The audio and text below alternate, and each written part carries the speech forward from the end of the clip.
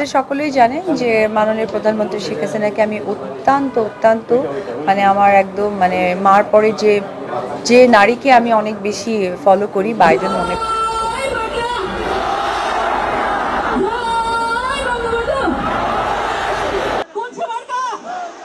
মনে করি সে আমাদের বাংলাদেশের মাননীয় প্রধানমন্ত্রী শেখ হাসিনা। এবং আপনারা এটাও জানেন যে আমি একজন আওয়ামী লীগ কর্মী।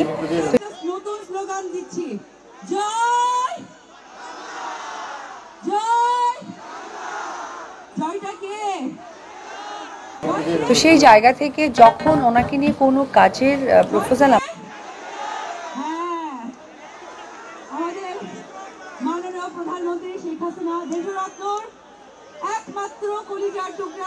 আমার কাছে আসে, তখন আসলে একজন অভিনেত্রী হিসেবে নিজেকে অনেক